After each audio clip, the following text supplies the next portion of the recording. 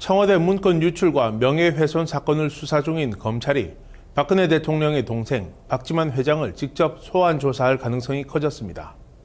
검찰은 새로운 쟁점으로 떠오른 7인 모임 의혹에 대해 수사하는 방안을 검토하고 있습니다. 검찰에 나가 있는 취재기자 연결합니다. 조승희 기자. 네, 서울중앙지검에 나와 있습니다. 예, 지금 검찰이 박지만 회장에 대한 소환을 검토하고 있다고요? 네, 검찰은 그동안 청와대 문건 유출과 명예훼손 사건 범위 밖으로 수사를 확대할 계획은 없다고 선을 그어왔습니다. 하지만 정윤회 문건을 처음 보도한 세계일보가 유출된 청와대 문건을 박 회장에게 직접 건넸다고 밝히면서 분위기가 달라졌습니다. 박지만 회장이 이 문건을 청와대에 전달했다고 주장하면서 검찰은 박지만 회장의 주장에 대한 신빙성과 또 청와대 내부의 전달 과정을 확인할 필요가 있다고 보고 있습니다. 앞서 정윤회 씨가 박지만 회장을 미행했다는 시사저널의 보도가 지난 3월에 나왔고, 정윤회 씨는 명예훼손 등 혐의로 기자들을 고소한 바 있습니다. 이 시사저널의 보도와 지난달 세계일보의 보도가 모두 정윤회 씨가 비선 실세로 움직이며 국정에 개입하고 있다는 취지라서 검찰은 이를 함께 수사하며 박지만 회장을 소환할 가능성이 커진 겁니다. 검찰 관계자는 박지만 회장에게 소환을 통보한 사실은 없다고 말하면서도 만약 박지만 회장을 부른다면 여러 번 소환하지는 않을 것이라며 가능성을 열어놨습니다. 실제 박지만 회장은 이번 주말 예정된 해외여행을 취소하면서 검찰 출석을 준비하는 것 아니냐는 이야기가 나왔었는데요.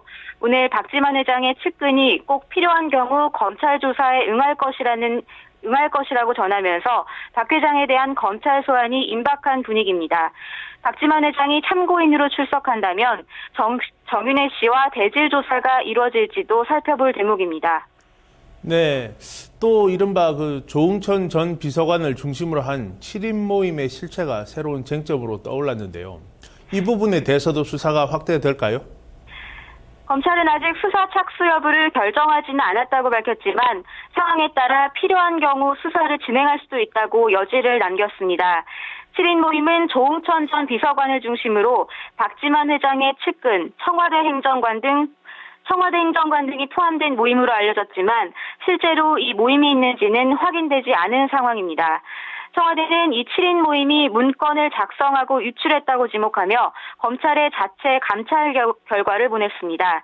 청와대는 박근혜 대통령의 핵심 비서관 3명을 견제하기 위해 이 모임이 거짓으로 문건을 작성했다는 의혹도 제기했습니다.